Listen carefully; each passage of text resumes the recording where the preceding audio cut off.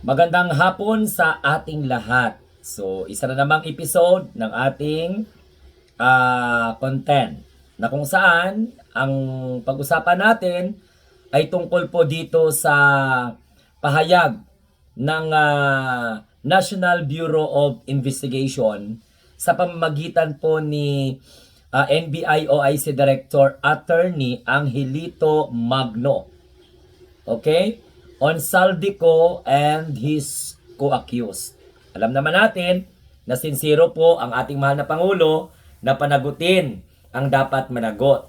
So sa statement po dito, sabi po ng NBI na ino-urge nila si Saldico at yung kanyang mga kasamahan na mag-surrender without any further delay. Kasi mayroon na pong tinatawag na warrant eh. A warrant is not a storm. O hindi daw po bagyo na hintayin mo lumabas. O, it is a responsibility na dapat mong harapin.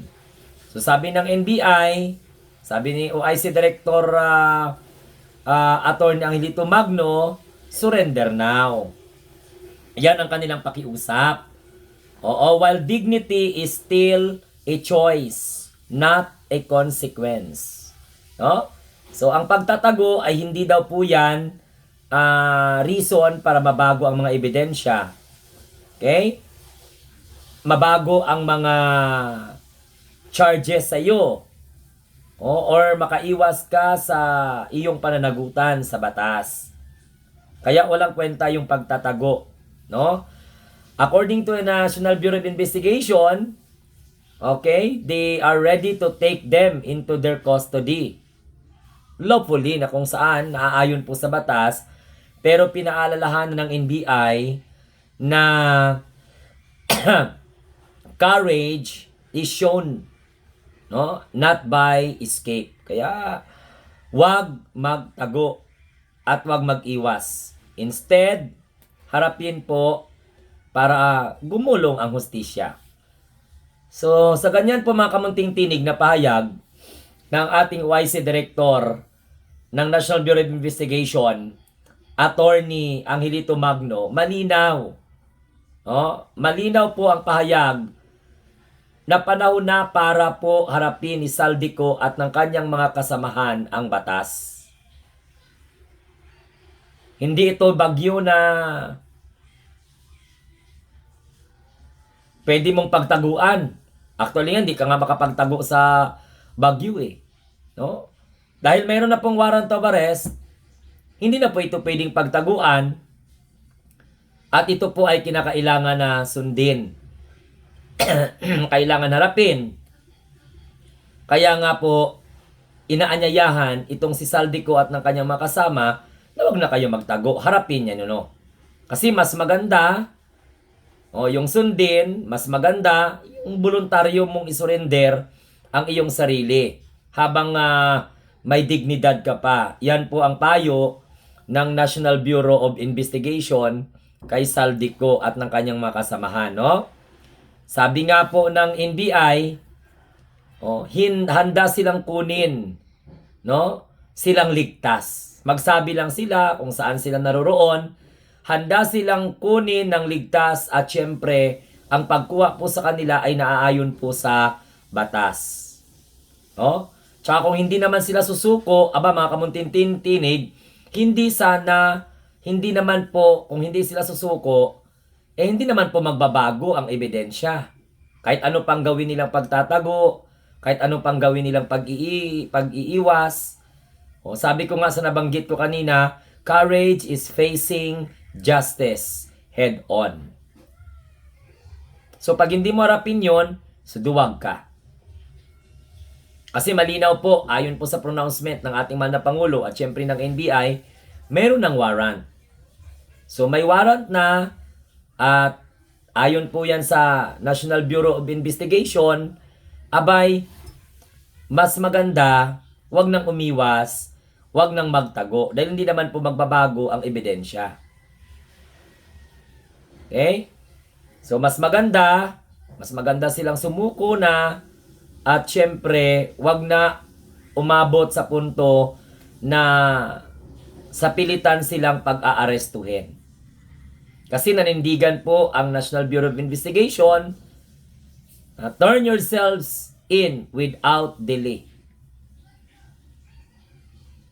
Nilinaw naman ng NBI na hindi po sila nananakot, kundi that is a what we call sense of reminders.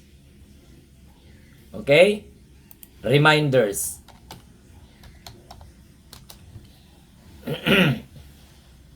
At syempre, since hindi po yan pananakot, yan po ay syempre paalaala lamang na trabaho po ng National Bureau of Investigation ang magpatupad ng batas ng maayos, ligtas, no? Kasi kahit kriminal, mayroon ding karapatan.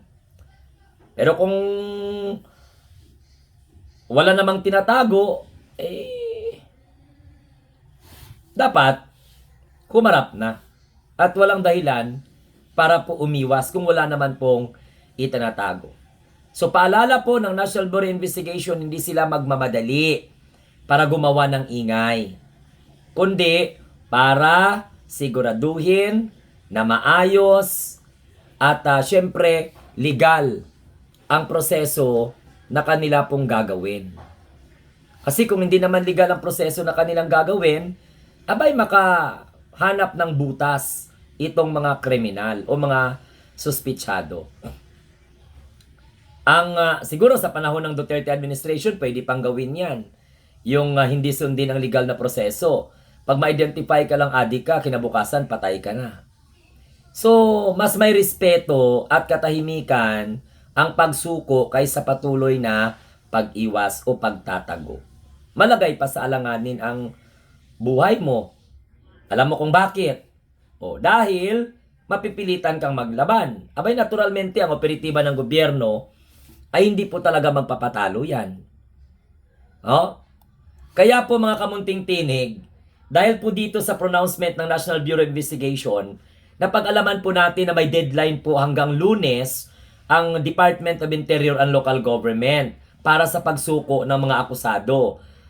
Kapag hindi daw po ito sinunod, naka-ready po ang Philippine National Police, naka-ready po ang NBI para i-implement po ang warrant.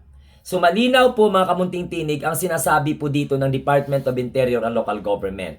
Sumuko kayo bago mag-Monday. Sunday ngayon, so bukas Monday. Dahil once pumasok na dito ang Philippine National Police, pumasok na dito yung NBI, ituloy-tuloy na po yan ang enforcement. So binibigyan kayo ng DILG ng chance para kusang sumuko.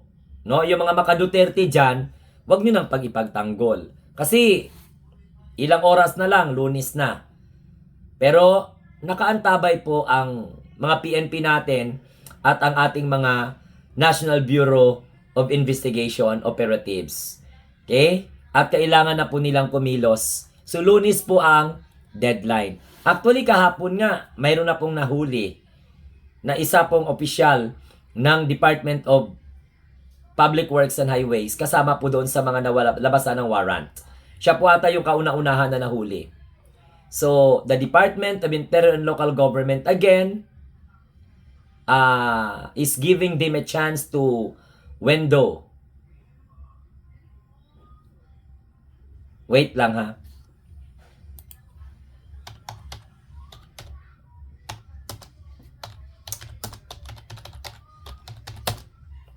Okay, the ILG is giving them one last window to surrender by Monday. So after that, PNP and NBI will enforce warrant required by law. So ayan po mga kamunting tinig, sana po'y malinaw ang mandato na ibinigay po sa National Bureau of Investigation and at the same time, Philippine National Police. I-implement nila yung warrant pag hindi po sumuko. Nakalagay na yung iba sa red notice. So madali na lang na panahon. So wag na kayong magmatigas ang ulo. Umuwi kayo ng Pilipinas tapos ikanta ninyo kung sino po yung mga sangkot po doon. Okay? So yan lang ang ibabalita ko sa inyo. Maraming salamat. Have a nice day and God bless everyone. Mabuhay po kayo. Bye-bye!